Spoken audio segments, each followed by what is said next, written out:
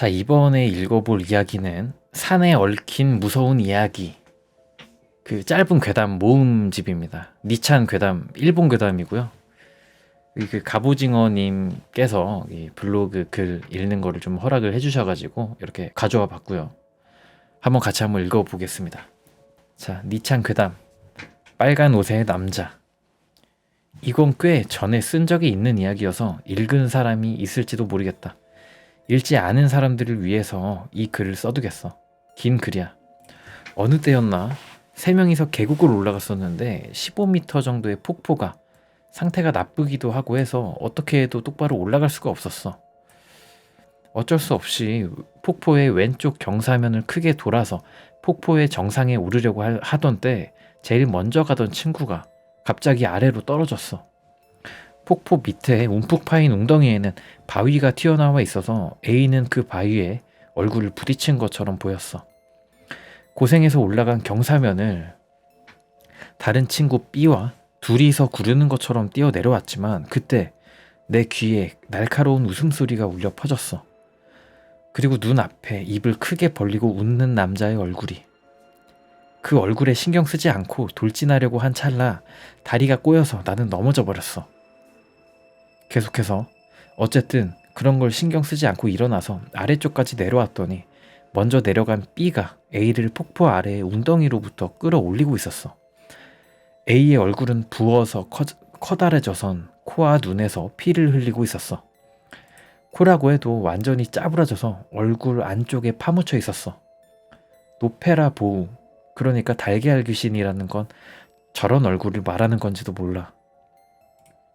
산기슭의 캠프에서 구급차를 불러서 구급대원이 폭포에 도착해서 A를 들것에 고정을 했어. 폭포까지는 좁은 길이 있을 뿐이어서 구급대원이랑 나랑 B 4명이서 교대로 들것을 들었지만 앞면으로부터의 출혈이 심하고 그 피가 흘러내려 들것을 든 손이 몇 번이고 미끄러져서 그때마다 들것이 크게 흔들려 A는 통증을 계속 호소해 왔어. 겨우 구급차에 A를 태워서 B와 병원까지 동행할 수 있었어. 난 다시 한번 폭포까지 돌아가서 어질러져 있는 짐들을 회수해 산기슭까지 돌아왔어. A의 차로 왔기 때문에 어쩔 수 없이 히치하이킹을 했지만 이곳저곳에 피를 묻히고 있었던 나를 잘도 태워주셨구나 하고 묘하게 감사하고 있어. 퇴원 후 A는 떨어지기 직전에 폭포 위쪽에 빨간 옷을 입은 낚시꾼의 모습을 보았다고 말했고 그 후의 일은 잘 기억하고 있지 않았어. 병원으로 들어간 직후 빨간 옷을 입은 사람이 있다라든가 그 사람을 폭포에서 보았다든가 큰 소동을 일으켰던 것 같지만 그것도 당사자에게 물어보면 헛소리로 아무것도 기억나지 않는다는 거야. A는 긴 수술 끝에 목숨을 건져 결혼해서 아이들도 부족한 점이 없었어. 그리고 2년 후 일하던 중에 사고로 높은 곳에서 떨어져서 죽었어. 보았던 건 어깨부터 위쪽뿐이어서 복장까지는 잘 기억하고 있지 않지만 A가 빨간 옷의 낚시꾼 하고 말하기 시작했을 때 내가 본 것과 같다 라고 오싹해했던 일은 기억하고 있어. 일단 이 이야기는 여기까지인데요. 그러니까 내가 본 것이 헛것이었을 가능성이 없는 거잖아요. A가 빨간 옷의 낚시꾼을 봤었다는 얘기를 했으니까. 뭔가 좀 기묘하죠. 누가 떨어졌는데 웃고 있는 게 말이 안 되잖아요. 뭔가 귀신이었다든가 아니면 뭐 저주를 걸었다든가 아니면 그 사람이 또 와가지고 뭐 얘를 떨궜다든가 그럴 가능성이 좀 있는 거죠. 그러니까 오늘은 이런 식으로 짧은 번역괴담들을 계속 읽을 겁니다. 무한이에요. 그러니까 로어보다는 길고 일반 괴담보다는 짧은 그런 식으로 쭉 가니까 계속 한번 읽어볼게요. 자, 반갑습니다. 자, 산에 얽힌 무서운 이야기 눈의 개미지옥. 닉네임이 전라돼지야. 뭐야. 오컬트도 뭣도 아닌 이야기지만 일단 무서웠던 관계로 설산에서 아주 평평한 평원 같은 곳으로 나왔어. 그날에 묵기로 한 피난처가 멀리 보였어. 지름길로 가자고 생각해 길을 바꿔 평원을 횡단하기 시작해서 잠시 나아가고 있자니 갑자기 몸이 허공에 떠 시야가 새하얀 색으로 되고 다리에 강한 충격이, 큰 구멍이 뚫려가지고 나는 그 안쪽으로 떨어져 처박혀 있었어.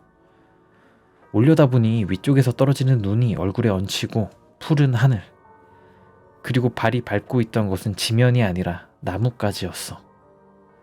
같은 정도의 높이의 가지를 뻗은 나무가 우거진 숲에 눈이 쌓였지만 가지에서 가지로 눈이 쌓여 뻗어나온 가지의 아래는 속이 빈 동굴처럼 되어 있었어. 그곳에 나의 체중이 걸려서 큰 구멍이 뚫린 것 같았어.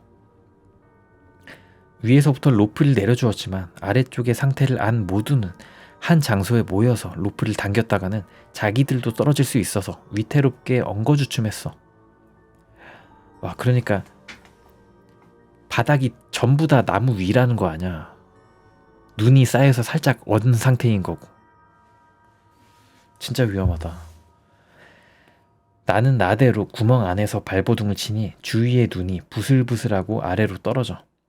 언제 땅바닥까지 떨어질까 그것만을 신경 쓰고 있었어. 어떻게든 해서 끌어올려졌지만 원래의 길로 다시 돌아가기에도 상당한 거리를 되돌아가지 않으면 안 되었어. 돌아가는 것도 나아가는 것도 위험하긴 마찬가지라고 판단해 그대로 피난처가 있는 곳으로 향했어. 갑자기 허리까지 빠져드는 녀석은 속출했지만 나처럼 완전히 빠져버리는 녀석은 나오지 않아서 무사히 피난처까지 도착했어. 지금에 와선 웃을 수 있는 이야기지만 말이지. 여기까지가 눈의 개미지옥이었는데, 이 사람들이 이제 이렇게 된 이유가 가는 길이 정해져 있는데 거기로 안 가고 가로질러 간 거잖아요. 겨울에. 그러면 안 된다는 좀 교훈이 있는 그런 이야기였던 것 같습니다. 이해 안 되셨다는 분이 계신데, 지름길로 가자고 생각해가지고 막 걷다가 몸이 허공에 떴다 그랬잖아요. 바닥이 이제 뚫린 거 아냐. 그 얘기인 즉슨 바로 옆은 길이 아니라 절벽이었는, 나무로 울창한 곳이었는데 거기에 눈이 쌓여가지고 거기가 길처럼 보인 거예요. 근데 그 눈이 얼어가지고 사람이 걸을 수는 있었는데 지반이 약하니까 이제 떨어진 거였죠. 오케이. 아무튼 재밌는 이야기였고요. 눈의 개미지옥. 자, 다음 이야기는 타니가와 다케의 피난 오두막입니다. 첫날은 도아이 역에서부터 도보로 마치가 늪이 강과 합류하는 지점의 마경지에서 1박, 다음 날은 능선을 타 타니가와의 쌍이봉, 소이호우, 이치노쿠라타케도 무사히 넘어 숙박 예정지인 시게쿠라타케 피난처에 도착했을 땐 분명히 오전이었습니다. 장마철 치고는 드물게 날씨도 좋고 상쾌한 바람이 때때로 불어왔습니다. 저는 이 산이 700명에 가까운 사람들의 목숨을 집어삼킨 산이라는 것조차 완전히 잊고 있었습니다. 오두막 안은 어른 넷이 잠을 자고 짐을 쌓아놓으면 거의 꽉 차는 넓이입니다.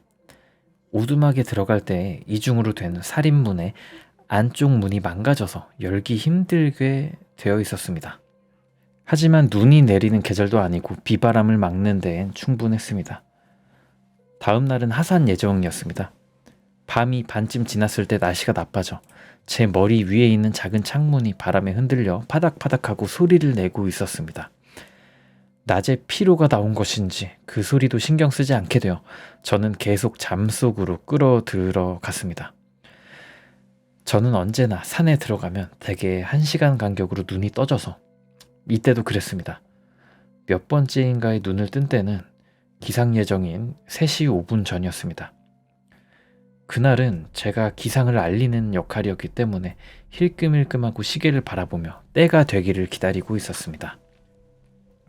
변함없이 창틀은 비바람에 두들겨져 커다란 소리를 내고 있었습니다. 하지만 무거운 살인무는 꿈쩍도 하지 않은 채 어떤 소리도 내지 않고 있었습니다. 그때였습니다. 갑자기 그때까지 조용했던 방 안의 정적을 깨부술듯이 바깥쪽 문이 쾅쾅쾅쾅쾅 쾅쾅쾅쾅쾅 하고 예의 바르게 2번 두드려졌던 겁니다. 그것은 제가 기상을 알리는 목소리를 낸 것과 거의 동시에였습니다. 맨 먼저 뇌리에 스쳐 지나간 것은 조난자가 구조를 요청하고 있다 였습니다. 그런 것 치고는 아무도 반응하지 않았습니다. 다른 세 사람은 명백하게 기상을 알리는 목소리를 기다리고 있었다 라고 말하는 것 같은 상태였습니다. 바람소리 치고는 이라고 생각하면서 시계를 보니 3시에서 1분 정도를 돌고 있었습니다. 망했다라고 생각해 기상을 알리는 목소리를 냄과 동시에 벌떡 일어나 식사 준비에 착수를 했습니다만 무엇인가 평소와는 상태가 달랐습니다. 평소라면 시끄러울 정도로 지시를 내리는 4학년이 입을 꼭 다물고 있었습니다. 그렇다고 해서 하던 일을 그만둘 수도 없어 묵묵히 작업하고 있었더니 잠시 후 S 선배가 야, 지금 난 소리 들었냐? 라고 물어왔습니다. 역시 다른 사람들도 모두 들은 것 같았습니다. 명백하게 인위적으로 두들기는 소리라고 모두에게 말했습니다. S 선배에게 야, 너 바깥을 좀 보고 와라 라는 말을 들어서 조심조심 문에 손을 댔습니다. 정말로 이때만큼 무서웠던 적은 없었을 겁니다.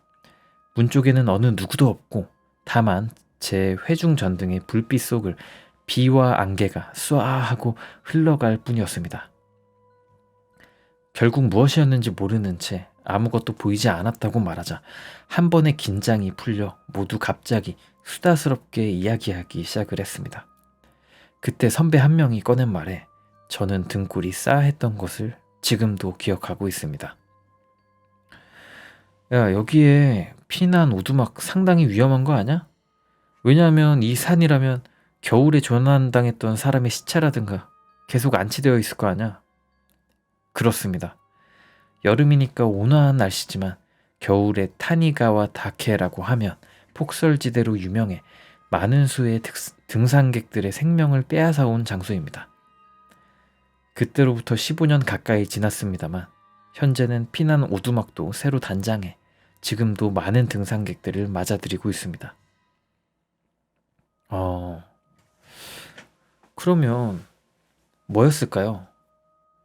거기 사람이 있었던 게 아닐 거 아니에요. 만약에 사람이었으면 쾅쾅쾅 하고 나서 뭐 문을 열면 뭐 얘기를 하든가 했을 텐데 아무도 없었잖아.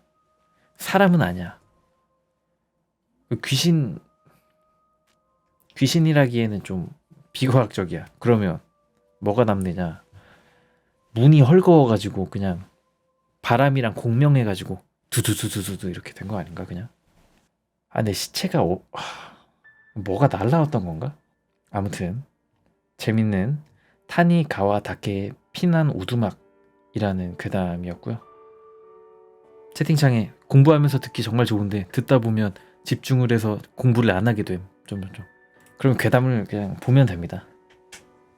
괴담만 보세요 그러면. 자, 다음 이야기입니다. 아버지의 귀환. 후지산 고텐바 쪽의 고고메에서 어느 가족이 차로 고고메까지 놀러왔다. 딱히 등산하러 온 것이 아니고 단순히 놀러 온 것이어서 등산 준비도 아무것도 하지 않은 채로 그날은 날씨가 무척 좋아서 그 장소에서 정상이 잘 보였다고 한다. 정상까지 금방 갈 수 있을 것 같을 정도로. 거기서 아버지가 잠깐 갔다 와볼게 라고 하고 가족이랑 떨어져서 산을 오르기 시작했다.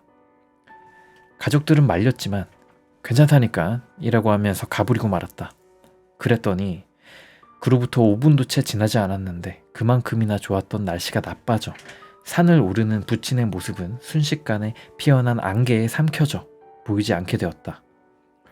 가족들은 당황을 했지만 악천후 때문에 쫓아가지도 못하고 근처의 오두막에서 부친의 귀환을 기다렸지만 부친은 그대로 돌아오지 않았다.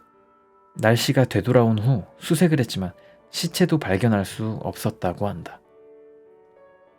근데 이건 진짜 있을 법한 얘기다. 산이나 뭐 지역 따라가지고 기후가 되게 휙휙 바뀌잖아요. 그런 데가 있잖아. 그런 거에 삼켜진 아버지 이야기네요. 그니까 어디 뭐 낯선 데 가가지고 괜찮아 안 죽어 괜찮아 이렇게 하면 안 된다라는 거죠.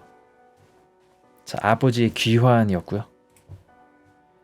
다음 얘기는 사라진 한 사람입니다. 3박 4일로 4명이서 스키를 타러 갔다가 돌아오는 길에서 생긴 일입니다. 돌아가는 길인 산길을 달리고 있자니 뒤쪽에 두 사람의 상태가 희한했습니다.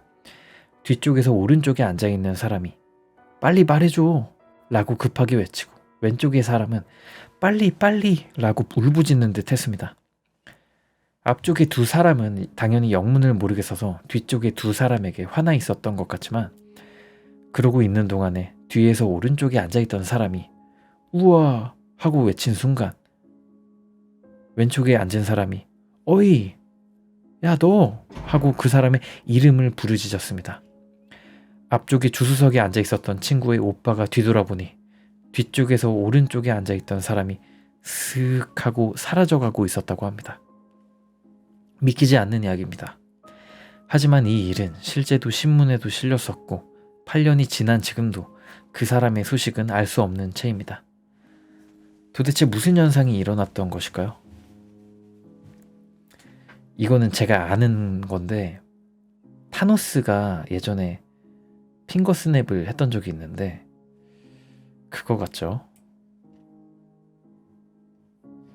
이 일이 어떻게 신문에 실려? 말이 됩니까? 근데 이런 일을 겪는다면 좀 무섭네요.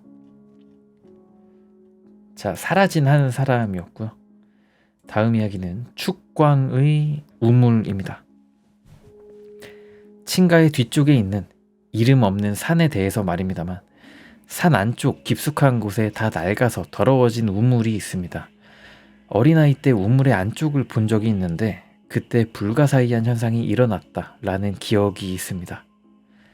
한낮일 때 우물에 목을 집어넣어 안쪽으로 깊숙이 들여다보았습니다만 딱히 아무것도 보이지 않았고 그래서 우물에서 목을 빼서 주변을 살펴보니 한밤중으로 변해 있었습니다.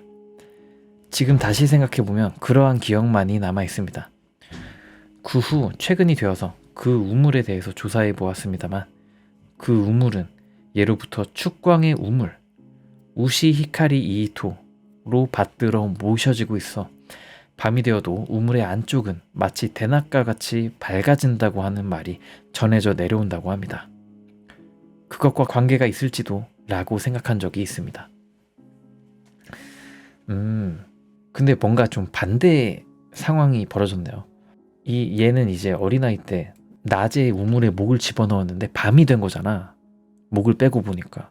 약간 뭐 밤낮을 바꾸는 그런 자식인 건가? 이 우물이? 무조건 반전인 건가? 밤에 보면 밝고 낮에도 밝을 거 아니야. 재밌는 이야기입니다. 자, 다음 이야기는 공을 든 어린아이입니다. 유비소의 캠핑장에서 A씨와 몇 명의 동료들이 모닥불을 둘러싸고 맥주 따위를 마시며 조용한 밤을 즐기고 있었습니다. 그러다 밤도 늦어져 슬슬 모닥불을 끄고 파장하는 분위기가 되었는데 A씨는 작은 모닥불에 불기운을 쬐면서 꾸벅꾸벅 조는 게 기분이 좋아 혼자 남아있게 되었습니다. 주위를 둘러봐도 작은 여자애가 혼자서 공놀이를 하고 있을 뿐 아주 조용한 밤이었습니다. 그런데 잘 생각해보니 아무리 캠핑장이라고는 해도 밤늦게 어린 여자애가 혼자서 놀고 있는 게 조금 이상한 기분이 들었습니다. 잘 보니 어둡고 먼 탓인지 일그러진 실루엣이지만 틀림없이 5살, 6살쯤 되는 여자아이가 공을 던지고 차고 하면서 놀고 있었습니다.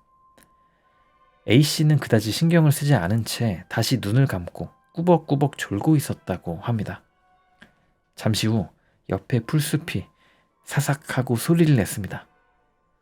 그 후 작은 목소리로 공이라고 말하는 여자아이의 목소리가 들려왔지만 A씨는 그대로 눈을 감고 있었습니다. 그러자 이번엔 발소리가 A씨에게 다가와 아저씨 공이라고 했습니다.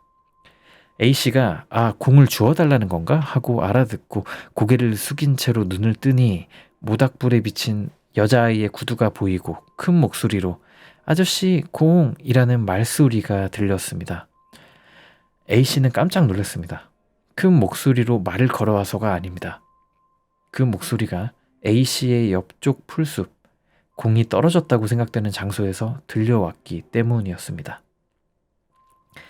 A씨가 깜짝 놀라 머리를 드니 그곳에는 머리가 없고 몸의 형태가 일그러질 정도로 상처투성이인 여자아이가 서 있었습니다. 맞습니다. 그 애가 가지고 놀고 있었던 건 공이 아니라 자기 머리였던 겁니다. 풍문에 따르면 이 캠프장 근처에서 토막난 어린 여자아이의 시체가 발견된 적이 있어 지금도 여기서는 천진난만하게 자기 머리로 공놀이를 하는 여자아이가 나타난다고 합니다. 아저씨 공! 이제 묘사가 징그럽네요. 여자아이가 왜 그렇게 형체를 알아보지 못할 정도로 상처를 입고 있는가, 그거에 대해서도 좀 생각을 하게 되고, 또 이제 그냥 목 없는 귀신에 대한 거부감이 있잖아요. 모두 다 스테레오타입이라고 해야 되나? 그 이미지가 너무 선명하게 좀 떠올라가지고 무서운 괴담이었던 것 같습니다. 근데 약간 좀 옛날 괴담 같은 느낌이 있긴 하다. 무서운 게 딱 좋아 느낌이긴 해. 자, 다음 괴담입니다. 우시가쿠비. N현 S 마을에 우시가쿠비라고 하는 장소가 있습니다.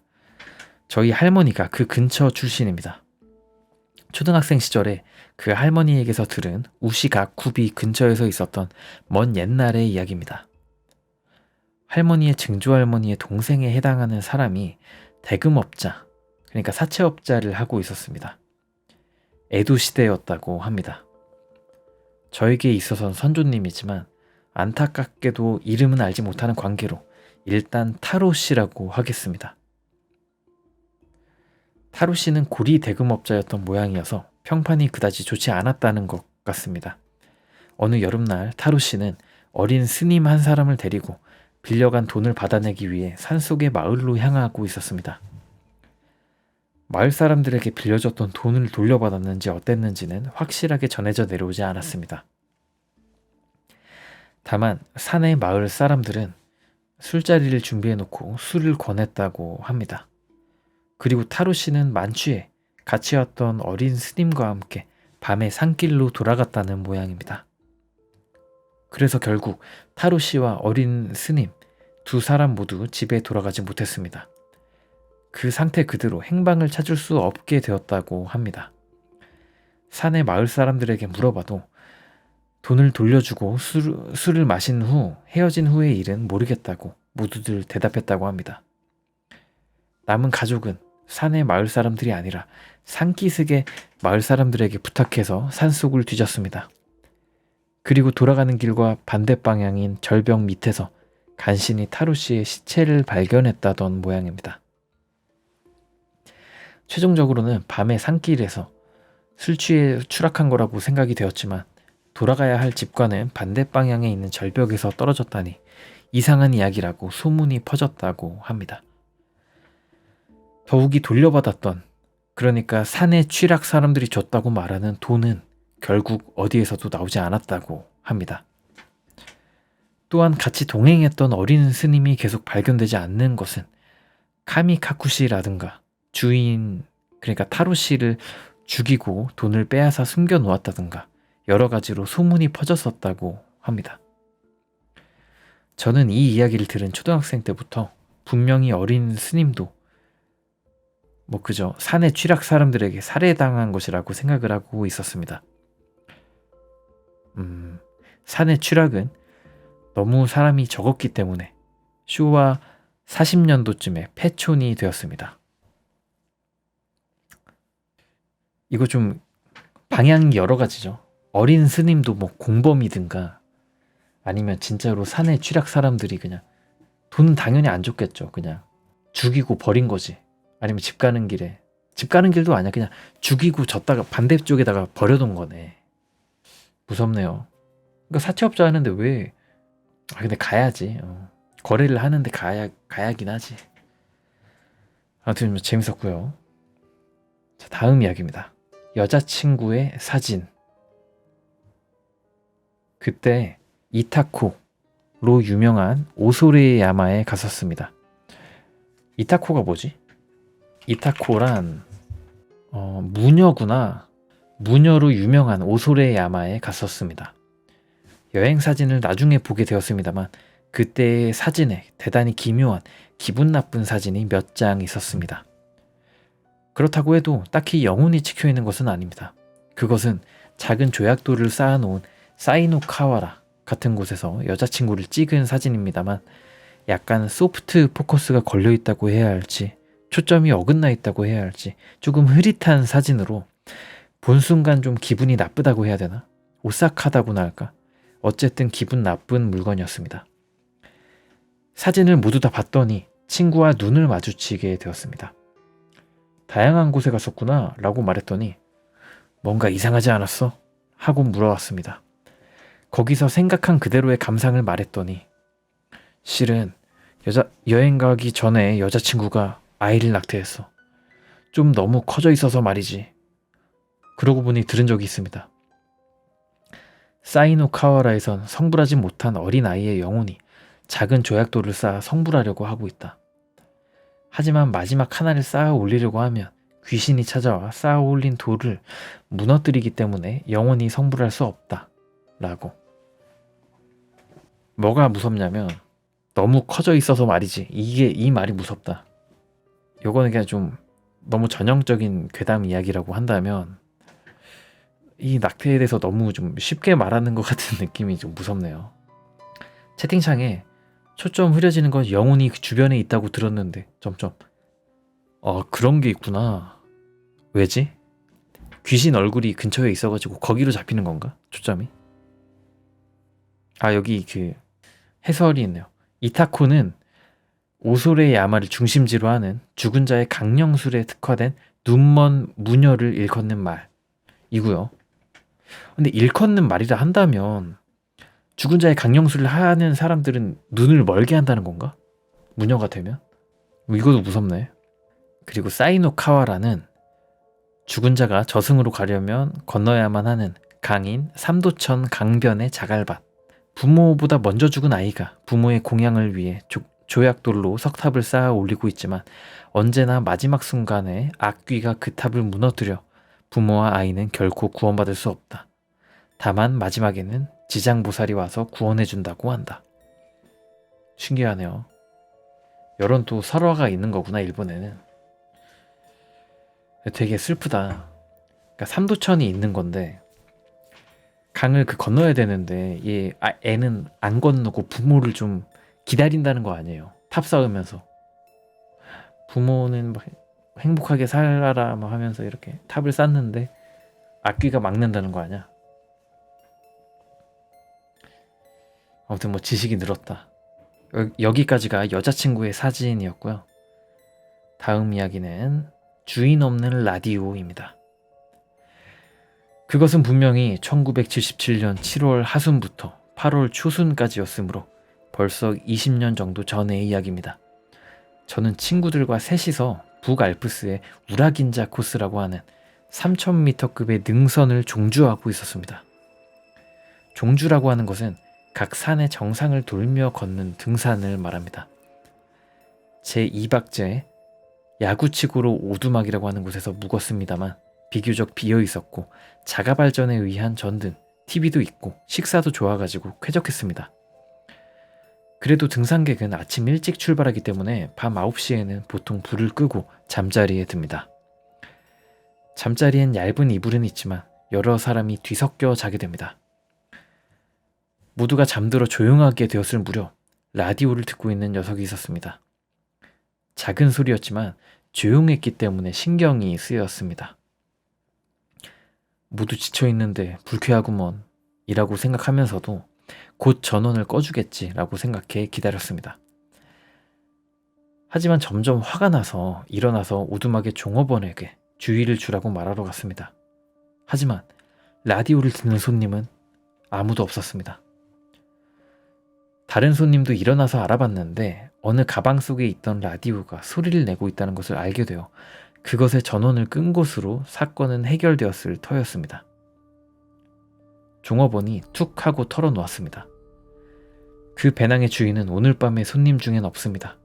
아마도 자신의 짐을 내버려둔 채 가벼운 몸으로 하산하신 것은 아닐까요? 라고 말하는 것입니다.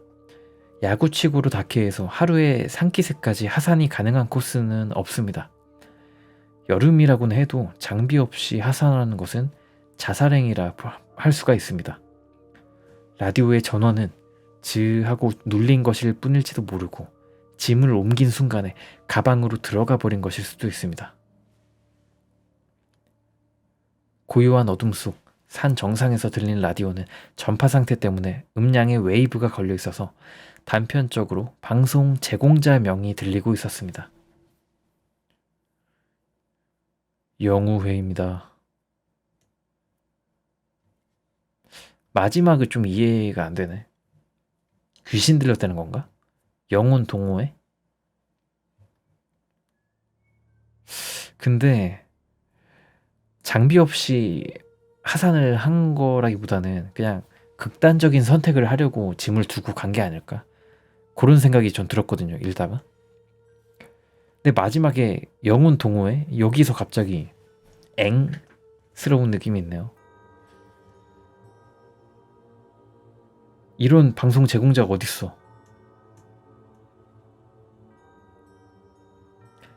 그리고 여기서 북알프스라고 한 거는 진짜 스위스의 알프스가 아니라 일본의 등산 코스에 붙여진 이름이라고 합니다. 저거 동호회 사람들이 저주 같은 거 했다가 뭔 일 생긴 거 아닐까요? 그럴 수도 있고.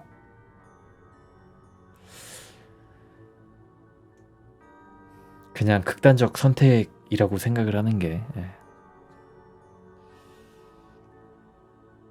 더 그럴듯하달까. 자, 다음 이야기는 숲속 길의 부모 자식입니다.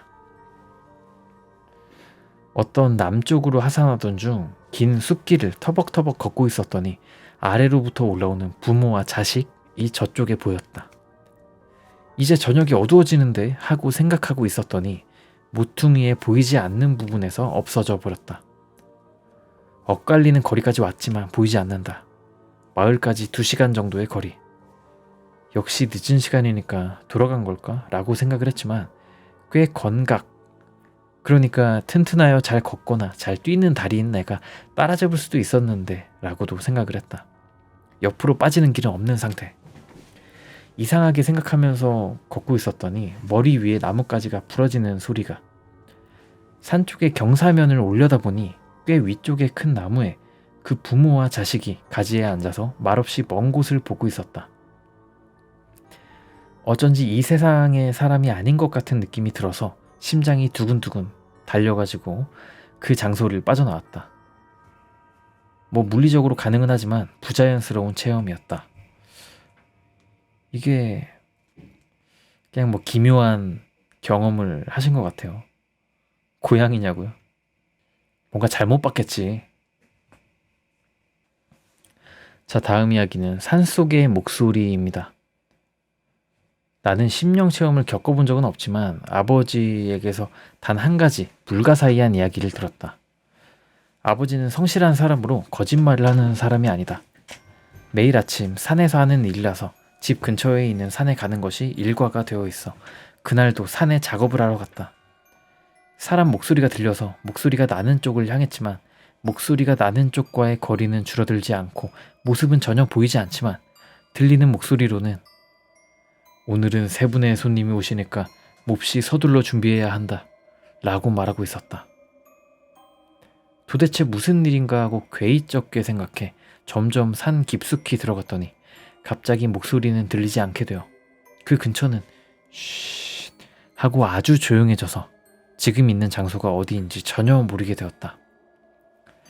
문득 강물이 흐르는 소리가 들려가지고 그 방향으로 나아갔더니 작은 강의 건너편 물가에 뱀, 개구리, 쥐, 새 같은 여러 종류의 동물들의 시체가 3개의 산의 형태로 수북하게 쌓여있는 광경이 나타났다. 그것을 본 아버지는 어디를 어떻게 달렸는지 제정신이 아닐 정도로 달려 창백해진 얼굴로 집에 겨우 도착했다. 그 이후로 아버지는 그 광경을 보았던 산에는 들어가려 하지 않으셨다. 뭘까요? 제사를 지내는 건가? 제사를 지내는 거 아니면 뭔가 영물 멧돼지 같은 게 있어가지고 거기다가 바치는 거라든가.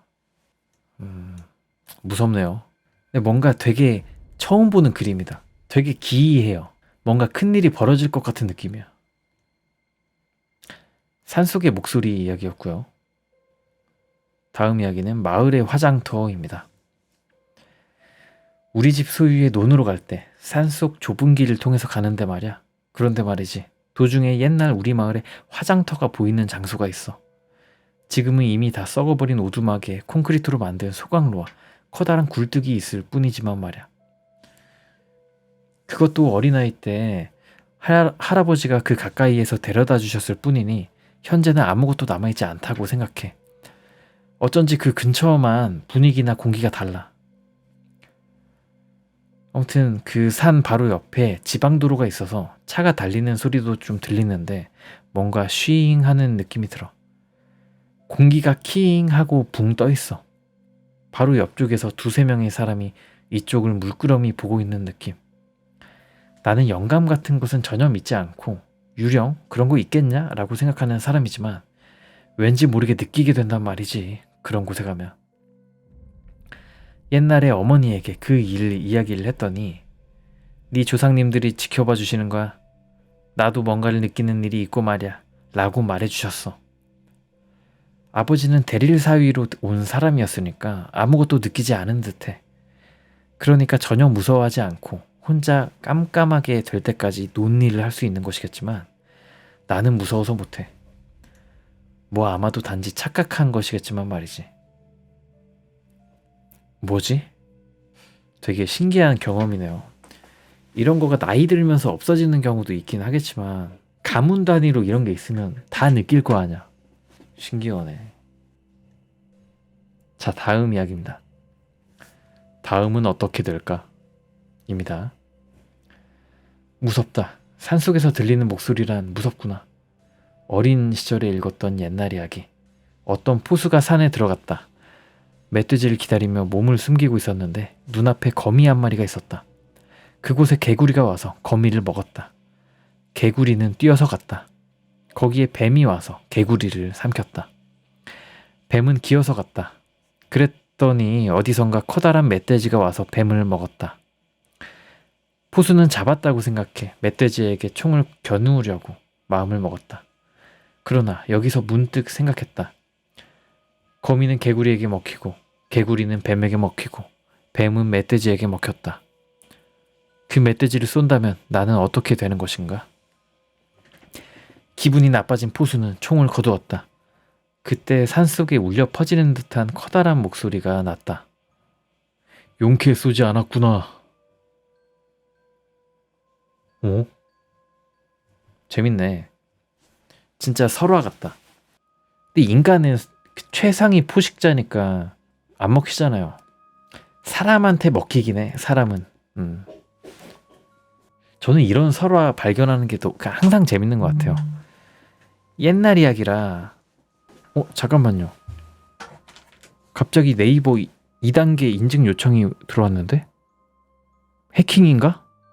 야, 이 쓰레기야. 내 비밀번호가 털려 있다고? 야, 이 쓰레기들아. 비밀번호 바꿔야 되네. 귀찮구로. 용케 해킹 당하지 않았구나. 비밀번호 바꿔야 되네. 아유씨. 개인정보 괴담. 자, 다음 이야기입니다. 산에 얽힌 무서운 이야기. 언제나 4명이서 이상한 거 그만 보라고요? 안 보거든요. 이 정도 해야 괴담 유튜브 한다고요? 그죠? 비번 바꾸고 2차 인증은 해놨습니다. 그래가지고 방송 끝나고 바꾸면 되지. 자, 다음 이야기입니다. 산에 얽힌 무서운 이야기. 언제나 4명이서. 이토 요이치 씨가 쓴 쿠로베의 산적에 실려있는 실화. 1963년 카나자와 대학 의학부의 3명 A, B, C군은 저녁에 구모노타이라 산장에 도착을 했지만 한 명이 지쳐 있어서 배낭을 오두막 전 10분 정도의 거리에 놓아두었다. 오두막에 도착한 후 가장 상태가 좋은 A군이 가방을 가지러 돌아갔지만 여기서부터 그는 소식을 알 수 없게 된다. 해가 완전히 지기까지는 충분히 시간도 있었고 날씨도 좋아 만일의 경우 소리를 지르면 충분히 들리는 위치였다. A군이 없어졌다고 떠들썩해진 것은 어두워진 이후로 영림서에서 4명, 오두막에 있던 사람 10명, 그 외에 40명 가까이 모여 수색을 해보았지만 단서는 전혀 없었다. 그 다음 날도 새벽부터 수색 헬기도 날면서 전단지를 뿌리고 다른 오두막에도 뭐 연락을 취해 수색 네트워크를 강화를 했지만 단서는 얻을 수 없었다. 불가사의한 사건이었다. 날씨도 맑고 등산 시즌 중이어서 사람도 많이 있는 가운데 후련히 모습을 감춘 것이다. 이토 씨는 자살도 생각을 해보았지만 2명의 동료가 그것을 부정했다. 나흘째 A군은 갑자기 돌아왔다. 어디에 있었냐고 물어봤더니 오두막에 있었어 라는 대답이 돌아왔다. 또 어이 가솔린은 없어? 내 바지는 어디로 갔지? 등의 말을 입에 올렸기 때문에 이토 씨는 일단 A군을 쉬게 하기로 했다. 반나절 정도 잔 A군은 정상으로 돌아와서 이야기하기 시작했다. 가방을 놓아둔 곳까지 가니 갑자기 안개가 껴서 방향을 모르게 되었다. 그 후엔 단지 오두막에 돌아가려고 덤불 속을 계속 걸었던 것밖에 기억하고 있지 않다라고 말했다. 그날은 안개 따윈 끼어있지 않았지만 A군이 말하는 덤불 속을 걸어 나온 것은 카베케, 일본의 고원 이름이라고 합니다. 카베케였다. 그곳에는 캠프를 하고 있었던 사람들 속에 들어가게 되어 최후의 밤을 보내고 다음 날 아침 구모노 타이라 산장으로 돌아왔다고 하는 것이다.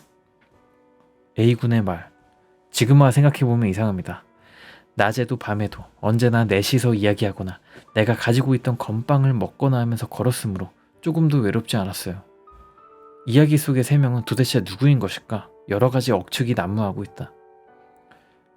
이거 되게 어렵다. 뭔 말인지 좀 헷갈리네요. 넷이서라고 한다면은 이제 뭐야? 카베케에 이제 캠프를 하고 있었던 사람들 얘기를 하는 건가? 근데 그 사람들이 지금 없대는 거 아니야? 누구일까? 뭐 이런 건가? 약간 그런 느낌인가? 신선 같은 사람들 놀고 있었는데 뭐 길을 잘못 들었구나. 내가 데려다 줄게 한 느낌인 건가? 자, 여기까지가 언제나 4명이서였고요. 자, 다음 이야기는 산에 얽힌 무서운 이야기 아주머니의 충고입니다. 오늘 트라이얼 바이크 장애물 경기용 자전거로 시즈오카의 등산로를 올라갔다 왔다. 선두가 나, 10m 뒤에 T, 그 뒤에 M 이렇게 3사람. 길이 없어지는 부분부터 숲으로 들어가 자꾸자꾸 올라가 능선까지 나왔다. 잠시 동안 이리저리 달리고 돌아가려고 했더니 올라왔던 곳을 알 수가 없었다. 주위는 햇빛이 들지 않는 숲의 깊숙한 안쪽이라서 타이어의 흔적을 찾아봤지만 발견할 수 없었다. 헤매게 되고 말았다. 그때 M이 막다른 곳이야 라는 말을 들었을 때 돌아갔으면 좋았을 걸 이라고 말했다. 언제? 아래쪽에 좁은 길에서. M은 아래쪽에 좁은 길에서 아주머니에게 그런 말을 들었다고 말했다. 선두인 나는 그런 사람은 보지 못했다. 뒤따라오는 T도 모른다고 말했다. 겨우 10m 간격으로 3대가 연속해서 달리고 있었는데 3대째였던 M만이 목격한 아주머니. 했다는 말이 막다른 곳이야. 오싹했다. 오지 말 걸 그랬다. 하지만 이미 늦은 일이다. 휴대용 GPS를 가지고 있었지만 위치가 나오지 않는다. 시간은 오후, 곧 어두워질 것 같다. 3명 모두 눈빛이 진심이었다. 어쨌든 올라왔던 길을 찾자. 그리고 나서 꽤나 찾아 돌아다녀 어떻게든 어두워지기 전에 산에서 내려올 수 있었다. M이 보았다고 한 아주머니, 뭐였던 걸까? 제가 봤을 때는 아주머니가 두릅 같은 거 따고 있다가 허리 굽혀서 따고 있다가 일어났는데 보여가지고 그냥 얘기해 준 게 아닐까? 귀신이 아닐 수도 있잖아. 착한 아줌마잖아 그냥. 잘 모르겠습니다. 귀신이라면 정말 무서운 이야기네요. 아, 채팅창 개빡치네.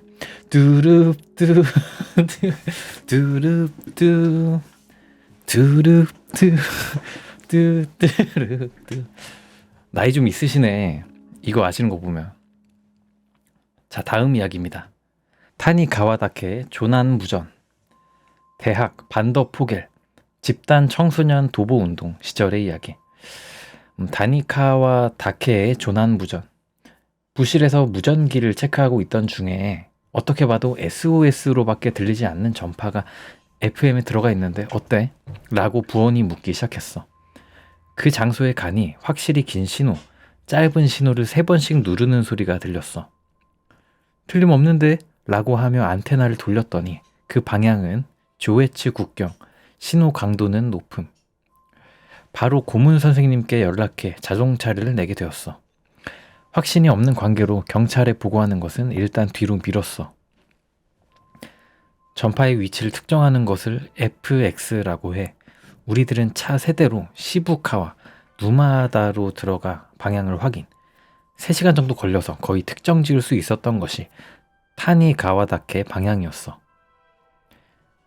덴신 다이라 주차장에 차를 넣었더니 평일 저녁이기도 한 관계로 주차된 차는 적었어. 소형 무전기를 주머니에 넣고 다시금 방향을 확인.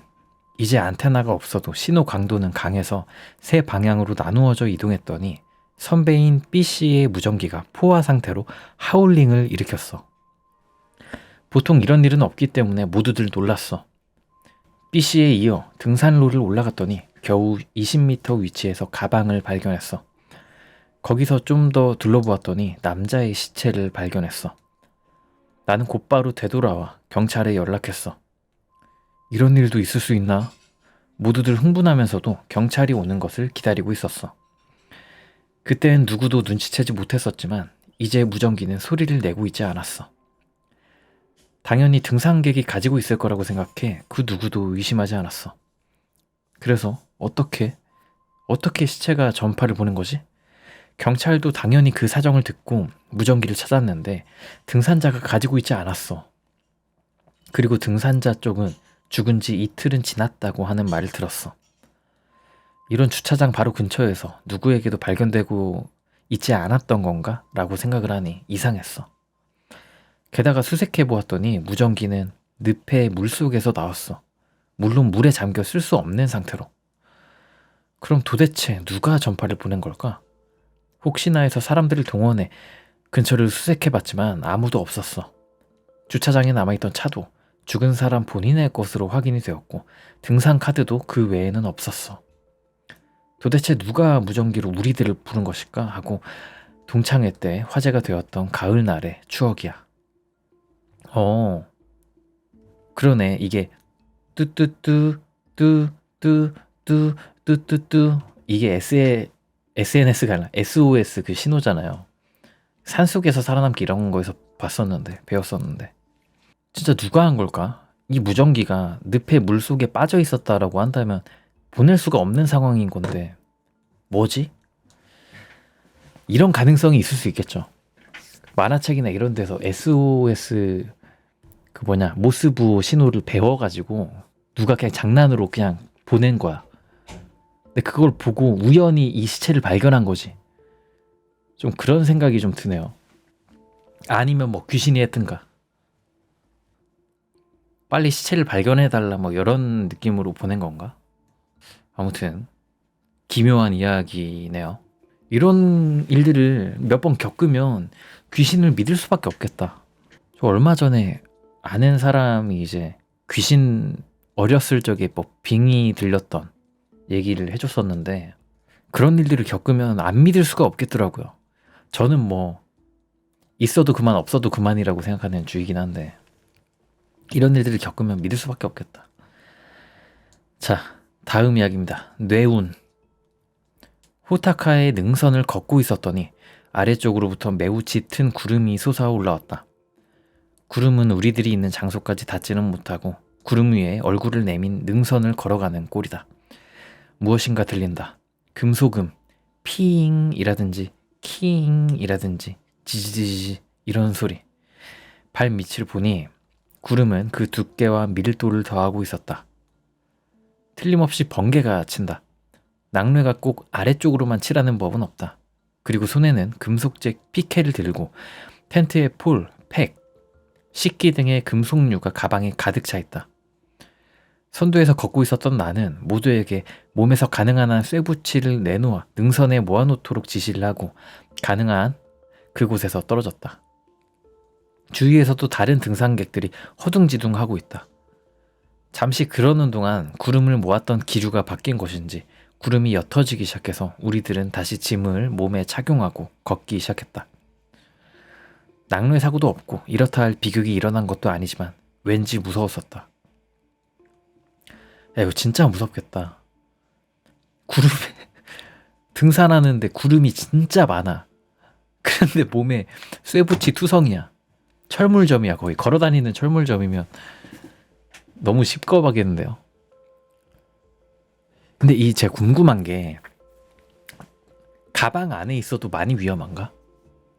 드러내고 있어야 위험한 거 아니에요? 아닌가?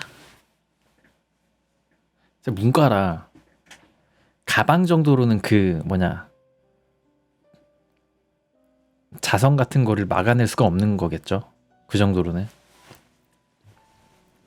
그거 생각나네.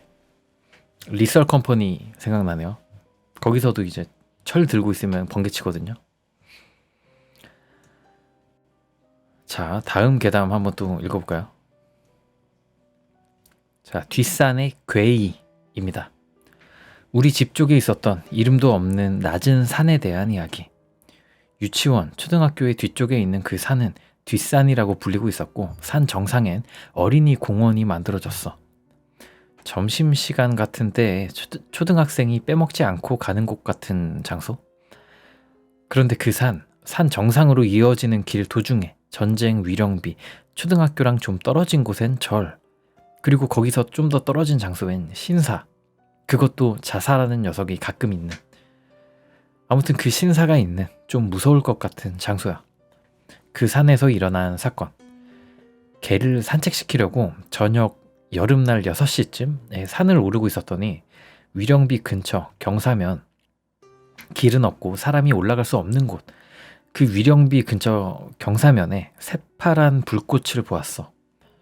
몇 초 후에 사라졌지만 위험하다 라고 생각해 재빨리 바꿨어. 산책하고 있을 땐 언제나 더 걸을래 란 느낌으로 돌아가는 걸 거부하던 개도 이때만큼은 산기슭까지 손살같이 달아났어. 비슷하게 개를 산책시키기 위해서 어머니랑 형이 산을 오르고 있었어. 역시나 한 6시쯤? 그랬더니 또 그 위령비 근처에 왔을 때 갑자기 자기들의 눈 앞 약 10m 정도의 하얀 사람의 형상을 한 연기가 출현했어. 물론 모닥불을 피울 계절도 아니고 다른 사람도 없었어. 그 두 사람과 한 마리는 역시 산기슭까지 손살같이 도망쳤어. 도깨비불 이야기가 많네요. 그리고 다음 이야기. 중학교 때 귀신을 보아버린다라는 친구, 강하게 느낀다라는 친구, 꽤나 느낀다라는 친구, 분위기 정도는 느낀다라는 친구, 전혀 느끼지 못한다라는 친구 등등 총 인원 10명 정도 모여서 담력 시험 겸 불꽃놀이를 하는 게 되어서 산 정상으로 갔어. 스펙트럼이 되게 넓다. 브론즈부터 플래티넘까지, 마스터까지 다 모였네. 와, 어벤져스네. 영감 어벤져스. 그랬더니 공기가 다른 거야. 뜨뜻미지근 끈적끈적한 공기, 그리고 산의 경사면 쪽에서부터는 터무니없이 차가운 공기. 일단 불꽃놀이를 하자라고 해서 양초라든가 양동이를 준비를 했지만 폭죽에 불이 붙지 않아. 오늘 낮에 사온 불꽃놀이 전부 불이 붙지 않아. 이것저것 하는 사이 첫 번째 봐버린다라는 친구가 양동이에 물을 촥 하고 뿌려 버려놓은 불꽃놀이를 끄고 뛰지 말고 내려가자 라는 한마디를 했어. 나 자신은 귀신이 보이는 건 아니지만 지금껏 경사면으로부터 느끼고 있었던 차가운 공기가 산 전체에 가득 차 있는 것을 눈치채고 온몸에 털이 쭈뼛었어. 모두 손살같이 산을 내려와 결국 초등학교에서 불꽃놀이를 다시 했는데 이번엔 확실하게 불이 붙는 거야. 역시 그런 장소란 건 무언가 있다는 것을 강하게 인식한 후로는 장난삼아 담력 시험이라든가 그렇게라도 오르는 것은 그만두자 라고 생각을 했어. 그다지 무섭지 않을까나. 여기까지네요. 신기한 게 애들이 영감이 다 차등으로다가 이렇게 다 있네요. 그게 신기하고. 근데 이런 분위기가 갑자기 생성될 때가 있죠. 갑자기 주위에 뭐 찬 공기가 찬다든가, 갑자기 어두워져가지고 좀 으스스해진다든가. 산 근처에 가면 그런 일이 좀 많죠. 근데 내려와서 했더니 불이 붙는다? 요거는 아마 밤이고 하니까 산 쪽에 습기가 많잖아요. 안개 같은 거. 그런 것 때문에 안 붙은 게 아닐까? 자, 다음 괴담입니다. 산에 얽힌 무서운 이야기, 발 뒤꿈치의 얼룩입니다. 이것은 그로테스크 계열의 이야기 중에서도 좀 심한 이야기다. 고등학교 1학년에 등산부에 들어가서 처음으로 갔던 산행에서의 일. 첫날의 활동도 끝나 텐트 안에서 양말을 벗었더니 발등과 손가락에 꽤 큰 상처가 나 있었다. 이것만으로도 지나칠 정도로 아프다.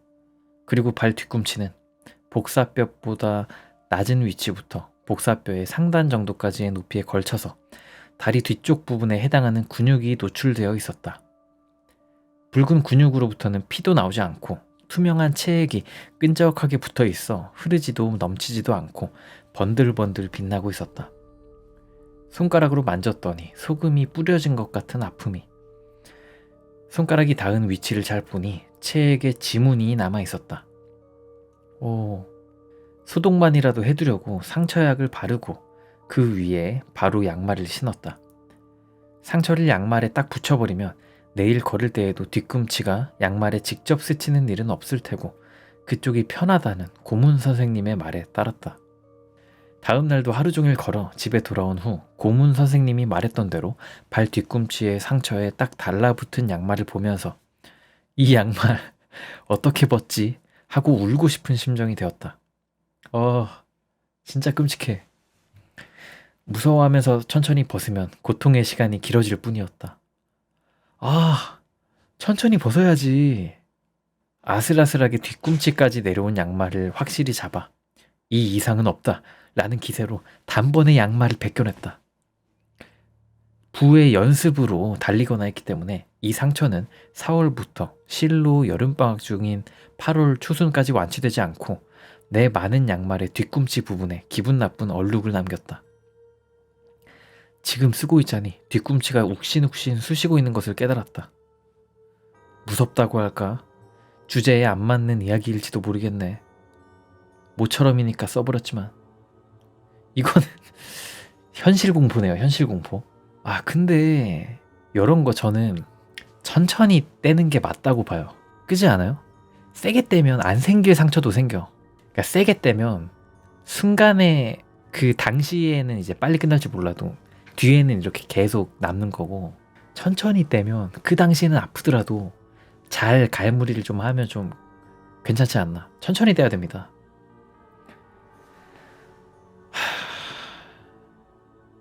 진짜 싫다. 물집인가? 아무튼 공감돼서 더 무서운 괴담이었고요. 자, 다음 괴담 한번 읽어볼게요. 밤바지마의 신음소리. 밤바지마는 북알프스 북부의 명봉 추루기다케의 등산로 입구이다. 겨울 등산 시즌이 되면 폭설이 내리는 추루기다케를 목표로 많은 등산가들이 방문한다. 여름엔 캠프하는 사람들로 떠들썩한 밤바지마도 눈송이가 춤추기 시작하면 도중에 길은 이오리 부락 앞에서 동계 통행 금지가 된다. 추루기다케를 목표로 하는 등산객들은 무거운 짐을 둘러매고 밤바지마까지의 긴 길은 끝없이 걷지 않으면 안 된다. 밤바지마의 조금 앞 조로메키 발전소의 근처에 터널이 있다. 정확히는 눈을 피하는 장소. 끝없이 걸어온 등산자가 눈과 바람을 피해 최후로 한숨 쉬어 가기엔 최고로 좋은 장소다. 3월 초순의 일이다. 우리 대학 산악부 일행은 초봄에 추루기다케를 목표로 하고 있었다. 작은 눈발이 휘날리고 있었지만 하야츠키가와에 붙은 숲길은 바람도 불지 않았고 우리들은 무거운 짐에 땀을 흘리고 있었다. 터널에 도착하니 리더인 T씨의 한숨 쉴까? 라는 한마디에 휴식하게 되었다. 시덥지 않은 것들을 이야기하면서 이동 식량인 초콜릿을 먹거나 담배를 피우거나 하고 있었다.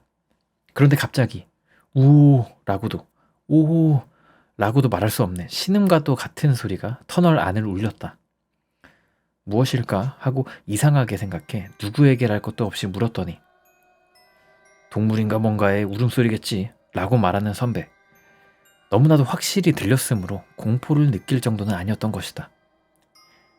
나는 소리의 근원지를 찾으러 쉬고 있던 장소의 반대편인 출구까지 나갔지만 어디에서 들려오는 것인지 알 수 없었다.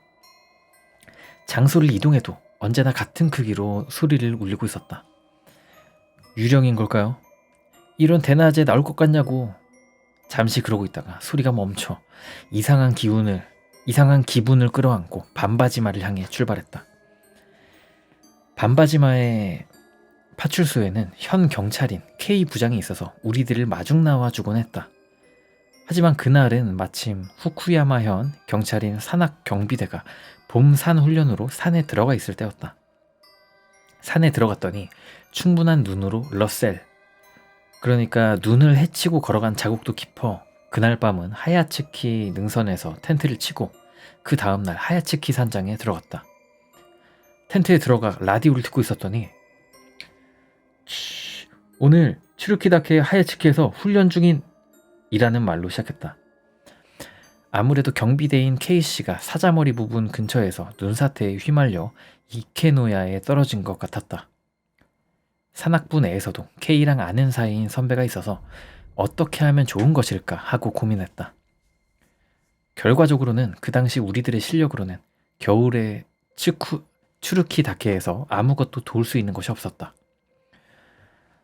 K씨의 유체는 7월이 되어서 이케노야의 중간 부분에서 발견되었다. 노숙을 하기 위해 웅크리고 앉아있는 듯한 모습이었다고 한다. 그날 우리들이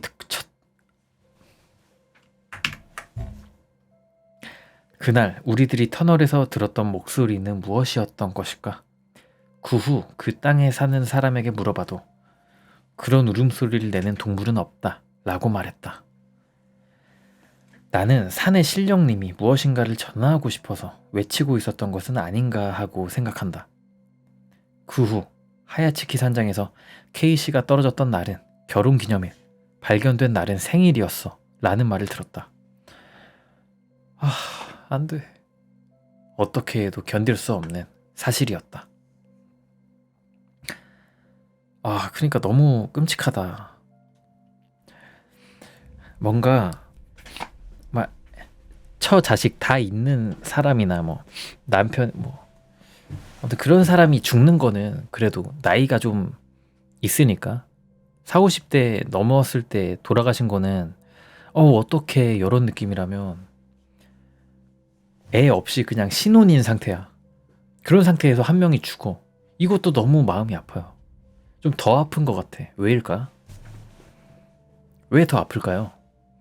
자식이 있을 때 죽는 게 더 힘든 거긴 한데. 지금 딱 드는 생각으로는 만약에 뭐 아내랑 자식들이 있어. 근데 남편이 죽어. 그러면 아내랑 자식들이 뭐 서로 의지하면서 살아갈 수 있겠지만 만약에 자식도 없고 그냥 남편과 아내 이렇게만 있으면 한 명이 죽으면 그냥 모든 게 사라지는 거니까 그게 좀 마음이 아픈 게 아닐까 그런 생각이 갑자기 드네요. 어떡해. K부장 어떡해. 진짜 위험하다. 산 조심해야겠다 진짜. 목 안 아프시나요? 라고 하시는데 이게 제 잡입니다. 괜찮습니다. 네. 자, 다음 이야기는 선배의 약속입니다. 3년 전 선배 2명과 같이 산에 올라갔을 때의 이야기입니다. A 선배는 등산에 숙달되어 있었지만 B 선배랑 저는 아직 초보자였습니다. 처음엔 순조롭게 산을 오르고 있었습니다만 도중에 비가 내리기 시작을 했습니다. 그런데 그 산에서 내려가는 길에 산사태가 일어났고 게다가 제가 다리를 다쳐버려서 발이 묶이는 것을 피할 수 없게 되었습니다. A 선배는 혼자서 무전기가 있는 오두막에 가서 구조를 요청하고 온다고 말하고는 침착하게 산을 내려가기 시작했습니다. A 선배는 그날 돌아오지 않았습니다. 날이 새자 구조 헬기가 보여서 저와 B 선배는 무사히 구조되었습니다. A 선배로부터 3시간 정도 전에 구조 요청이 있었다는 이야기입니다. 하지만 그 헬기에 A 선배는 없었습니다. 저는 그대로 병원에 가게 되어 A 선배에 대한 일은 B 선배에게 맡기는 셈이 되었습니다. 그렇습니다만 다음 날에 병문안을 온 B 선배가 저에게 이렇게 말했습니다. A 녀석, 그 산사태를 너무 묵은해서 죽었다는 거야. 들개인가 뭔가에 습격당해서 말이야. 그렇지만 A 선배가 죽었다고 추측되는 시간은 우리들과 헤어졌던 직후, 구조를 요청하는 무전은 우리가 구조되기 3시간 전일 텐데 그렇다면 누가 구조를 요청한 거지? 우리들이 피난해 있던 장소를 A 선배 이외에 누군가가 알 리도 없고, 게다가 무전을 친 사람은 A 선배의 이름을 댔다고 합니다. 난 분명 선배가 구해주었던 것이라고 믿고 있습니다. 반드시 구조를 불러올 테니까 나를 믿고 여기서 움직이지 마. 이별하기 전 선배는 그렇게 약속하고 갔으니까요. 이것도 너무 마음 아픈 얘기야. A 선배 그거 어떻게 한 거야? 죽어가는 와중에서도 거의 반 죽었는데 갑자기 살아나가지고 신호 보내야 돼 하고 여기 누가 있습니다 살려주십시오 하고 죽은 건가? 마음이 아프네요. 산 무섭다. 겨울 산행 진짜 조심하셔야 됩니다, 여러분들. 자, 이번에는 네즈텐이라는 괴담입니다. 와카야마 산간 지방의 전승입니다. 생쥐 튀김, 네즈미노 덴푸라, 줄여서 네즈텐. 생쥐 튀김? 이거는 실수로 만들어지는 거잖아요. 치킨집 같은데 실수로 쥐가 뛰어들어서 만들어지는 거 아닌가? 이걸 왜 만들어? 아무튼 생쥐 튀김을 만들어서 강변에서 가지고 있으면 여우나 너구리가 사람으로 변해서 그걸 달라고 조른다고 합니다. 조른다기보다는 매우 가지고 싶어 한다고 합니다. 거기서 원한다면 주겠지만 돈을 가지고 와 라고 말하면 잠시 후 돈을 가지고 온다고 합니다. 단지 처음엔 나뭇잎으로 만든 돈이기 때문에 금방 들켜버립니다. 진짜 돈을 가지고 와! 등등의 실랑이가 몇 차례 있는 동안에 마지막엔 진짜 돈을 가지고 온다고 합니다. 다만 이 실랑이를 하는 동안엔 왠지 이상할 정도로 졸립게 되어서 깜빡 잠들어 버리면 쥐튀김을 가지고 가버린다고 합니다. 뭔가 홀려버리는 느낌이라 그런가? 정신을 혼미하게 만드는 건가? 야마모토 소세키 씨는 친구와 둘이서 실험해보았다는 모양이지만 아무래도 잠들어 버려서 쥐튀김은 빼앗겨 버렸다고 합니다. 쥐튀김 어떻게 만든 거야? 근데 재밌는 설화네요. 재밌다. 뭔가 너구리나 여우가 요상한 거를 갖기를 원한다 라는 점이 되게 매력적인 것 같아요. 쥐튀김이잖아. 나는 기름을 저렇게 고열로 구울 수가 없는데 인간놈들이 저렇게 만든 거 나도 갖고 싶다. 이렇게 생각하는 건가? 궁금한 점, 쥐튀김 만들 때는 쥐 내장을 제거해야 되나 아니면 그대로 튀기는 걸까? 그런 게 좀 궁금하네요. 그대로 익혀 먹는 건가? 기름 재탕 60개 치킨에서 60번째로 튀기고 이제 버리면 되겠다. 저 너구리 닮았다고요? 그래요? 여기 뭐 설명 있다. 여우는 사람으로 변하는데 나뭇잎을 씁니다. 머리에 얹고 북두칠성을 향해 기도드린 다음 제주를 넘으면 변신한다고 하더군요. 반면 너구리는 사람으로 변하는데 나뭇잎을 필요로 하지 않고 제주를 넘을 필요도 없습니다. 그래서 일본엔 여우는 7번 변신, 너구리는 8번 변신이라는 속담도 있습니다. 여우보다 너구리의 둔갑술이 더 고단수라는 뜻이죠. 재밌다. 여우는 어떻게 하냐면 변해야 한다 하면서 열심히 제조 부리는데 너구리는 딸깍하고 변신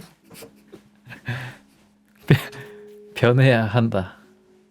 아무튼 뭐 재밌는 설화였고요.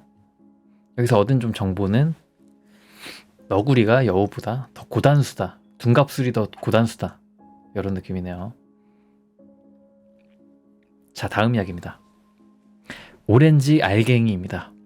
저 이거 읽어봤었는데 진짜 좀 무섭습니다. 한번 보겠습니다. 이것은 캠프를 좋아하는 C군이 해준 이야기입니다. 보이스카우트 활동으로 저와 사이가 좋았던 그는 동료와 함께 캠프하기 곤란한 장소에서 자주 캠프를 해왔습니다. 나뭇가지 위에 발판을 만들고 야영을 한다던가 경사진 곳에 텐트를 치고 잔다던가 상당히 하드한 나날을 보내고 있었습니다. 그러던 어느 해 봄이 되어 어떤 산에 친구와 같이 캠프를 갔던 때의 일입니다. 산의 계곡과 같은 장소에서 캠프를 했다던 모양입니다. 눈이 녹은 물이 시원하고 아주 맛있었다고 합니다. 너무 맛이 있어서 같이 왔던 여자가 물에 타 만드는 농축 오렌지 주스를 계곡의 물에 타줘서 동료들끼리 마셨다고 합니다. 그 장소에서 그날 밤 캠프를 하게 되었습니다만 깊은 밤에 텐트 주변을 걸어다니는 소리가 나는 겁니다. 바스락 바스락 바스락 바스락 장가지를 밟으면서 걸어다니는 소리가 들립니다. 이런 늦은 밤에 등산하는 사람은 아무도 없을 테지. C는 느긋하게 일어나 동료들을 깨웠습니다. 발소리는 확실히 들립니다. 도둑일까? 무서워진 C 일행은 살그머니 텐트에 둘레를 들어올렸습니다. 그랬더니 그곳엔 온몸에 구더기가 들끓는 썩어 문드러진 시체 같은 남자가 걷고 있었던 겁니다. 우악! 모두가 뛰어오르며 절규하자 남자는 쓱 하고 사라져버렸습니다. 다음 날 C 일행은 계곡의 100m 정도 상류에서 부패한 시체를 찾아내서 경찰에 신고를 했습니다. 그렇습니다. 겨울 산에서 조난당해 눈에 파묻혀 있던 시체가 눈이 녹는 것과 같이 계곡으로 떠내려온 것이라고 합니다. 봄이 되어서 눈도도가 단번에 썩어 구더기가 생긴 상태로 발견됐다는 모양입니다. C는 그 다음 덧붙였습니다. 그 시체를 발견하기 전날 밤 뭣도 모르고 하류에서 물로 만든 오렌지 주스를 마셨잖아.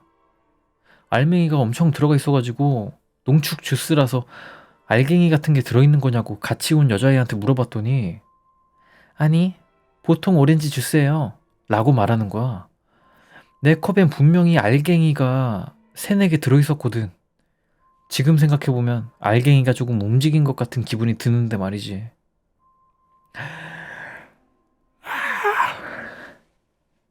너무 더러워. 톡톡 터진 거 아니야 입에서. 왜냐하면 오렌지 알갱이는 또 터지잖아요. 그 친구가 오렌지 입자들이 톡톡 터지는데 그게 구더기였다는 거 아니야. 너무 징그러웠습니다. 프로틴 쉐이크를 먹었네요 이 친구는. 개꿀이다. 아 징그러워.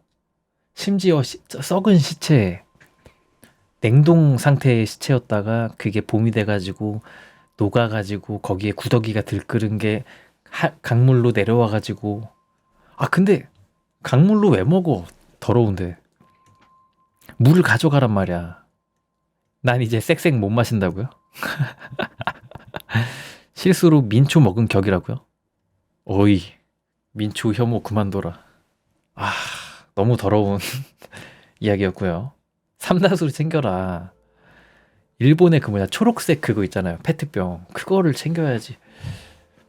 근데 그 산 가면 왠지 물 마시고 싶은 충동이 들 것 같기도 해요. 이제 한국은 그러면 더러워서 이제 안 먹지만 잘못 먹으면 디스토마 걸려. 자, 다음 이야기입니다. 타니가와 지하 플랫폼입니다. 1986년 7년경의 여름이었다. 그 당시 도쿄에서 타니가와 다케로 가는 방법은 오후 11시쯤에 우에노에서 출발하는 에치고 유자와행의 보통 열차에 타서 늦은 밤에 도아이역에 도착해 그대로 역에서 노숙을 하고 다음날 걷기 시작하는 것이 일반적인 방법이었다고 생각한다. 이게 좀 여행 코스구나. 돈 없는 사람들을 위한 코스구나. 또한 조에츠 신칸센이 메이저하지 않았고 가라 유자와 역과 바로 연결된 스키장이라는 모양입니다. 가라 유자와 역도 없었다. 그 근처에 리조트 개발이 시작되기 전의 일로 전철도 느긋하게 다니고 있었다. 우에노에서 초승 요금, 짧은 거리를 탈 때 내는 요금, 초승 요금으로 전철에 올라타도 도하이역까지 표를 확인하는 사람이 오지 않을 정도였다. 도하이역에 열차가 도착하자 같은 등산객이 지상으로 올라가는 계단으로 서두른다. 도하이역은 기본적으로 사람이 없는 역인 관계로 개찰구에는 열차 도착 시간에만 역무원이 온다고 들은 적이 있었다. 우리들 3명, 나와 등산 동료 H와 T, 나 H, T네요. 이 셋은 우물쭈물하면서 등산객들의 줄 맨 끝을 걸어가지고 다른 등산객들의 모습이 보이지 않게 되자 플랫폼 중앙으로 되돌아왔다. 학생 신분이었던 우리들은 우에노부터 부정승차를 감행하기 위해 과감하게 아무도 없는 지하 플랫폼, 도하이 지하 플랫폼에서 선잠을 자고 역무원이 없게 되는 이른 아침을 노려 개찰구를 빠져나가려고 계획한 곳이다. 지하 플랫폼은 터널 안쪽이어서 어슴푸레하고 군데군데 누수가 있었고 한여름에도 서늘했다. 홈 중앙 근처에 작은 조립식 대합실이 있어서 밤새도록 켜놓는 등불로 비교적 거기만 멍하니 밝았던 모습으로 기억하고 있다. 우리들은 대합실에 들어가서 좀 추웠기 때문에 만일의 경우를 위해 준비해온 간이형 텐트를 휘감고 선잠을 자기로 했다. 밤늦게 출발하는 당일치기 계획이었기 때문에 침낭은 가지고 오지 않았던 것이다. 대합실은 우리들의 짐과 잘 장소 때문에 남는 공간은 별로 넓지 않았던 것으로 생각된다. 늦은 밤 이질 무렵에 몇 대의 화물 열차가 폭음을 내며 통과하고 그 후엔 다시 원래의 이상한 정적이 휩싸이는 일이 몇 번인가 되풀이되고 그때마다 일어나게 되어버렸지만 말이야. 어느샌가 3명 모두 잠에 빠져든 것 같았다. 몇 시쯤이었을까? 나는 문득 한 사람의 발소리를 깨닫고 눈을 떴다. 귀를 기울이고 있자니 그 발소리는 천천히 대합실 쪽으로 접근하고 있었다. 누군가 온다. 그렇게 느끼고 잠시 동안 몸을 딱딱하게 경직시키고 있었다. 아래쪽으로 지나가는 열차는 진작에 끊겨 있었고 위쪽에서 잘 장소를 찾아 내려온 게 아닐까라는 생각을 하면서 기다리고 있었지만 그 발소리는 바로 지척까지 와서 멈춰버렸다. 계속 기다리고 있어도 대합실 안으로 들어오려는 기색이 없어서 입구 바깥쪽으로 눈을 돌렸지만 아무도 없었다. 대합실은 선뜩하니 눅눅해서 등 근육에 한기를 느낄 정도였다. 잘못 들은 건가? 이상한 식은땀을 흘리고 있었다. 옷을 갈아입지 않으면 감기에 걸릴지도 모른다. 그렇지만 귀찮다. 그렇게 생각하고 다시 잠에 들었다. 잠시 후 이번엔 단속적으로 계속되는 남성의 낮은 목소리와 괴로운 숨소리에 분명히 잠이 깨버렸다. 무슨 말을 하고 있는 것인지 확실히는 알 수 없었지만 죄송합니다. 뭐뭐 해주세요. 저기 뭐뭐를 부탁드립니다. 라고 말하는 것 같은 무언가 부탁하는 듯한 어조였다. 역시나 대합실에 들어가지 못해서 무언가 말하고 있는 건가? 라고 생각해 그리 밝지 않은 형광등 아래서 엉거주춤하게 창문 너머로 주위를 둘러보았지만 플랫폼에는 아무도 없었다.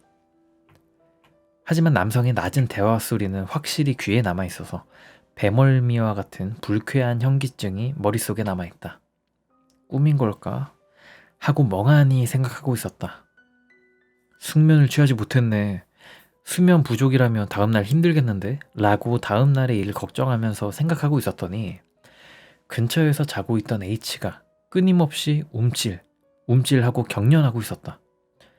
내버려 두기엔 너무나도 딱하게 생각되었으므로 흔들어서 깨워주었다. H는 일어나자마자 가위에 눌렸었어. 덕분에 살았다. 라고 하며 깊게 숨을 내쉬기 시작하면서 이제 자는 건 싫어. 일어나자. 라고 말했다. 결국 지금이라면 역무원은 없을 테지. 그런 고로 가벼운 숨소리를 내며 한가로이 자고 있는 T를 깨워서 우리는 땅 위로 향하기로 했다. 도하이 지하 플랫폼에서 지상 매표구까지는 콘크리트로 된 계단을 500단 가까이 오르게 된다. 평범하게 올라도 20분이 걸리고 짐이 무거울 때는 대단한 중노동이다. 경박한 성격인 T가 그거 알고 있어? 이 계단에 수를 세게 되면 타니가와에서 조난당한다는 소문이 있어. 그러니까 봐. 세지 않아도 괜찮도록 번호가 붙어 있잖아. 그 말을 듣고 보니 확실히 계단 구석 부분에 페인트로 숫자가 써져 있다. H가 드물게도 번호가 써져 있으면 쓸데없이 계단 수를 세게 되잖아 라고 농담을 해서 웃었다. 재밌는 친구네요, H. 계단을 올라감에 따라 지상에 미지근한 공기가 섞여온다. 간신히 계단을 다 올라 개찰구 근처에 오니 바로 앞에 통로 여기저기에 같은 등산객들이 침낭에 들어가거나 해서 선잠을 자고 있었다. 되게 문화가 특이하다. 노숙이 문화야? 해가 뜨기 전에 어두운 시간으로 아직 첫 열차도 오지 않았다.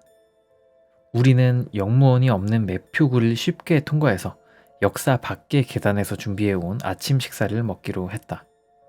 곤로를 꺼내 뜨거운 물을 끓이면서 어젯밤 잘 수 있었어? 하고 누구에게랄 것도 없이 물어봤다. 서로 잠 잘 수 없었다고 고백하면서 이상한 꿈을 꾸었다고 말한다.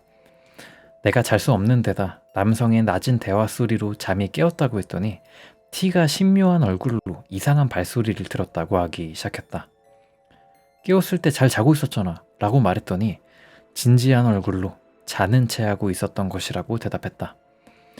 한밤중에 갑자기 선뜩하게 추워져서 잠에서 깼더니 대합실 주위를 누군가가 걷고 있는 소리가 났다.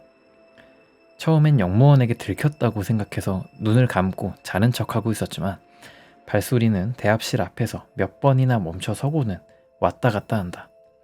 실눈을 떠보니 창밖에는 아무도 없다. 잘 들어보니 역무원의 가죽 구두가 아니라 덜컥덜컥하는 무거운 등산화를 질질 끄는 발소리였으므로 무서워져서 빨리 저 멀리 가줘 하고 눈을 감고 빌고 있었다고 한다. 그럴 때 마침 내가 일어나서 바스락바스락거리기 시작했으므로 안심했던 것이라고 한다. 나와 T가 얼굴을 마주보고 있는 것을 보고 가위에 눌렸다던 H가 띄엄띄엄 이야기를 시작했다.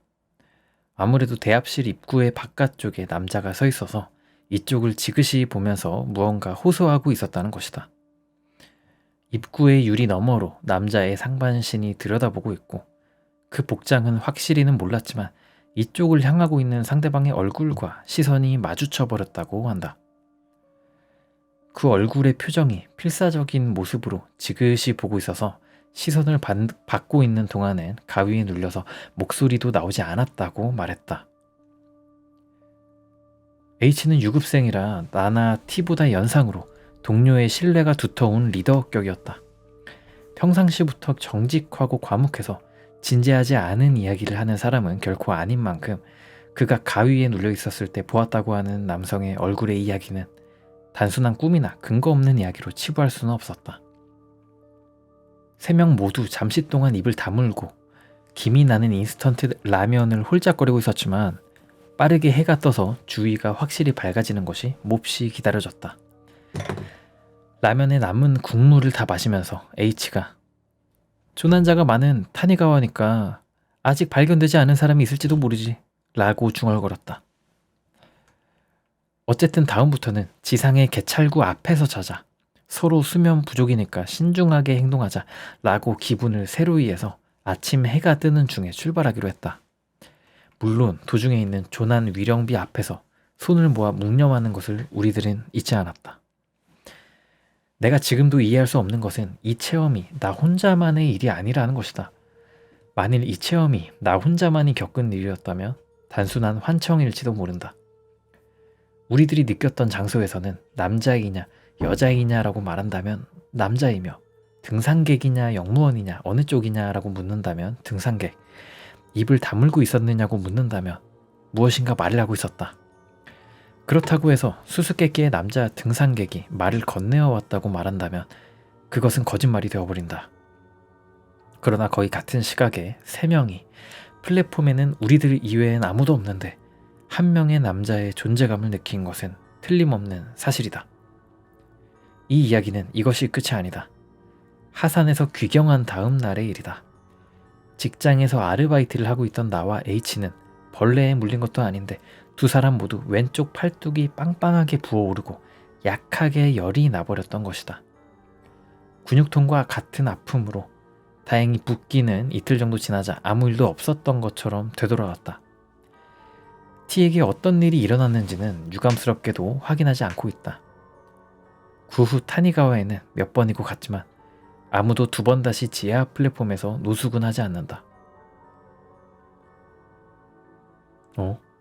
왜 이게 끝인가? 그러니까 정리를 해보자면 돈이 없을 때 지하철을 약간 꽁으로 탈 수 있는 방법으로 이렇게 딱 가가지고 거기 안에 뭐 건물 안에서 몰래 잤는데 거기에 뭐 수수께끼에 등산객 같은 사람이 지나다녔다 이 얘기 아냐. 근데 이게 무서운 일인가? 저만 이해 못했습니까? 이게 왜 무서운 일이에요? 그냥 그 사람도 길 잃은 사람 아냐? 팔이 부어오른 게 공포인가? 모르겠어. 이야기는 재밌었는데 이게 왜 무서운지 모르겠는데요? 저만 그런가? 왼쪽 팔뚝이 빵빵하게 부어올랐다? 열이 났다? 뭐야 이거 왜? 근데 아무튼 노숙하면 그러니까 노숙자 분들 중에서 좀 정신이 나가셨거나 하시는 분들이 종종 계시니까 그러니까 노숙이 되게 무서운 거죠. 뭐를 당할지 모르고 그분이 어떤 말씀을 할지 모르니까 어렵네. 아무튼 여기까지가 또 타니가와 지하 플랫폼 이야기였고요. 오늘 니찬 산에 얽힌 무서운 이야기 시리즈는 오늘 여기까지 읽어보려고 합니다. 앞으로도 되게 많아요. 그러니까 앞으로도 이 시리즈 좀 계속 될 거니까 기대해 주시고 또 바다에 얽힌 무서운 이야기도 있거든요. 그것도 나중에 읽을 거니까 많은 기대 부탁드립니다. 갑오징어님의 경이원지 블로그에서 잘 읽어봤습니다. 그리고 참고로 경이원지라는 뜻이 뭔가 해서 찾아봤는데 공경하되 거리를 둔다 라는 뜻이래요. 뭔 말인지 아시죠? 공경한다고 해서 막 가까이 가서 막 비비고 막 이러면 부담스러워가지고 나를 멀리할 거 아니야. 그러니까 공경하는 사람과는 적절한 거리를 두는 게 또 나쁘지 않다라는 거죠. 그리고 또 막상 가까워졌을 때 실망하는 경우도 되게 많으니까. 아무튼 갑오징어님의 경이원지 블로그에서 읽은 산에 얽힌 무서운 이야기였습니다. 감사합니다. 구독과 좋아요 부탁드립니다.